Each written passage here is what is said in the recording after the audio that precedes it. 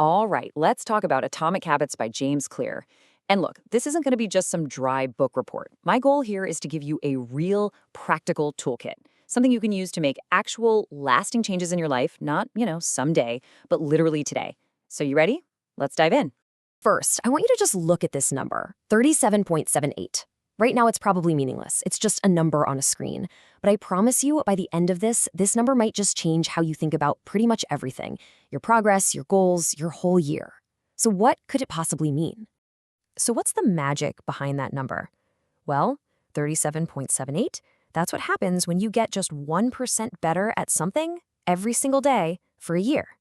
I mean, think about that. Not 10% better, not some huge leap, just a tiny, almost invisible 1% improvement. And that, right there, is the heart of Atomic Habits. It's about how these tiny daily improvements compound over time into something absolutely huge. So here's our game plan. We're going to start with that mind-blowing power of 1%. Then we'll get into a crucial mindset shift, focusing on your identity, not just outcomes. After that, we hit the really practical stuff, the 4 laws of change. We'll talk about how to actually stick with it. And then, to wrap it all up, we'll build your very first atomic habit, step by step. Okay, so let's really dig into this idea, the power of 1%. The best way to think about your habits is like compound interest for your self-improvement. On any given day, reading 1 page of a book or doing 1 push-up feels like nothing, right? It doesn't seem to make a dent. But fast forward a year, and the effects are just explosive. It's all about those small, smart choices, repeated over and over, that really lead to massive transformations. And this brings us to a really fundamental idea. We are all obsessed with goals, right? Lose 20 pounds, get a promotion, run a marathon. But here's something James Clear points out that's just brilliant. Winners and losers, they have the exact same goals. I mean, every single Olympian wants to win the gold medal. The goal itself isn't what makes the difference. What does? The system, the process, the collection of daily habits you actually follow. Goals tell you where you're going, but your systems are what actually get you there. This quote, for me, is maybe the single most important line in the whole book. You do not rise to the level of your goals, you fall to the level of your systems. Just let that sink in for a second. When you're tired, when you're stressed, when your motivation is gone, and trust me, it will be, you don't magically perform at your best. You just fall back on whatever's automatic. You fall back to your system. And that's why building a better system is literally everything. So if systems are the key, what makes a system actually work?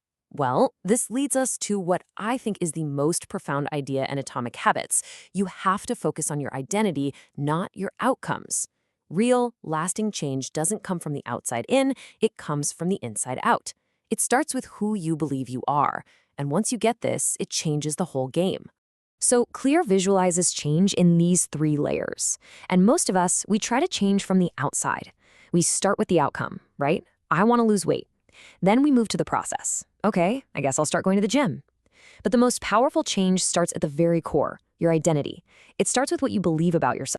Here's a perfect example of what that looks like. An outcome-focused person says, I want to run a marathon. But an identity-focused person says, I am a runner. You feel the difference there? For the first person, every run is just a chore to get to a goal. But for the second person, well, running is just what they do. It's who they are. The behavior isn't some heavy burden, it's just proof of their identity. So how do you actually build this new identity? Well, you prove it to yourself with small wins. It's not about waking up one day and just deciding you're a different person. No, it's about casting votes. Every single time you lace up your shoes and go for a run, even if it's just for 5 minutes, you're casting a vote for I am a runner.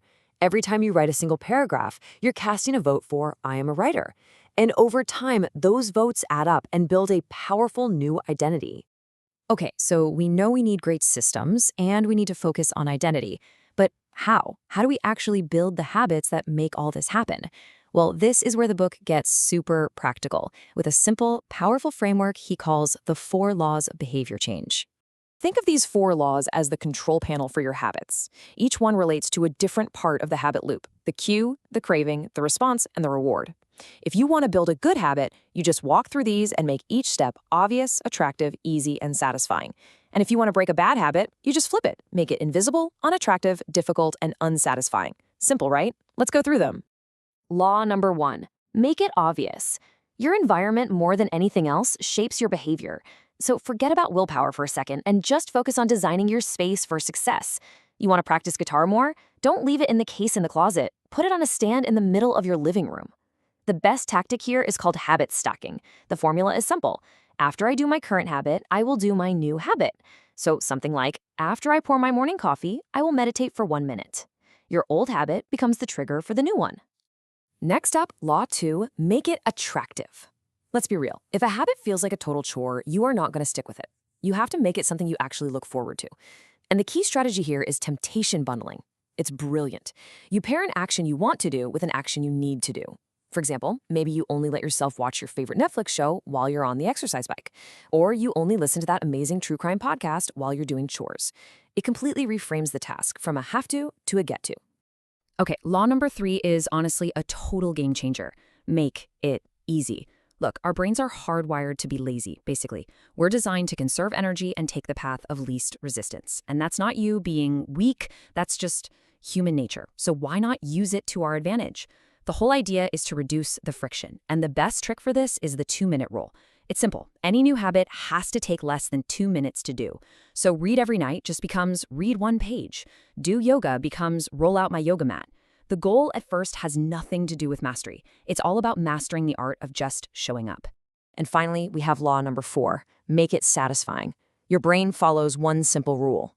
What gets rewarded gets repeated. Now, the problem with most good habits, like saving money or working out, is that the big reward is way off in the future. So you have to find a way to give yourself an immediate win. And one of the best ways to do this is with a habit tracker. Seriously, get a calendar, and every single time you do your habit, draw a big fat X through the day. That little visual cue of your progress, that feeling of not breaking the chain, that's the immediate satisfaction that keeps you coming back for more. So you're doing it. You've got the 4 laws in place, your new habits are starting, and then nothing. You've been at it for a couple of weeks, and you can't see any real results. This right here, this is the danger zone. It's where most people give up. But if you can understand this next idea, you'll have the key to pushing right through it. We all kind of expect progress to be this nice, neat, linear thing, but it never is. There's always what James Clear calls the plateau of latent potential. It's that frustrating gap between the effort you're putting in and the results you can see. He has this great analogy of an ice cube. Imagine it's in a room that's 25 degrees. You slowly raise the temperature, 26, 27, 30, 31 degrees, and nothing seems to be happening. It's still a solid block of ice. But then you hit 32 degrees and bam, it starts to melt. All that work wasn't wasted. It was just storing up potential. You just have to trust the process. Now look, life happens. You're human, you're gonna miss a day. You'll get sick, work will be crazy, you'll just be exhausted. It is absolutely inevitable. But the slip-up itself isn't the problem. The real danger is what happens next. And this quote says it all. It's not the one mistake that gets you. It's the downward spiral that can follow. And this brings us to the single most important rule for staying on track. Never miss twice. That's it. Missing one day is an accident. It happens. But missing 2 days in a row, that's the start of a new bad habit. It tells your brain, oh, I guess this is optional now. So your number 1 priority after you miss a day is to just get back on track the very next day. Even if it's just the 2-minute version of your habit, just show up. Recast that vote for your identity. Whatever you do, don't miss twice. Whew, okay, we have covered a ton of ground. The power of 1%, focusing on identity, the 4 laws, how to stay consistent. So now let's put it all together. Let's build your very first atomic habit with a super simple plan you can literally start the second this is over. Here you go, 5 simple steps. First, pick just 1 tiny habit. Seriously, just 1. Don't try to overhaul your entire life overnight. 2, get specific with that habit stacking formula. 3, set up your environment so the cue is impossible to miss. 4, get a calendar or a notebook and track it. Give yourself that satisfying X. And 5, commit to that golden rule. Never miss twice. That is the whole system right there. Simple, actionable. As we're wrapping up here, I really want this idea to be the one that sticks with you. We're sold this myth that success is about these big, heroic, once-in-a-lifetime moments. But the truth is so much quieter than that. Real success is just the product of your daily habits. It's about showing up when you don't feel like it, casting those tiny votes for the person you want to become, and just letting the incredible power of compounding do its work. So I'll leave you with this question. Forget about the big picture for just a second. Just think about today, right now. What is one tiny 2-minute habit you can start that will cast a vote for the person you ultimately want to become? Find that one thing, start there, start small. I promise you, you will be absolutely amazed at where it takes you.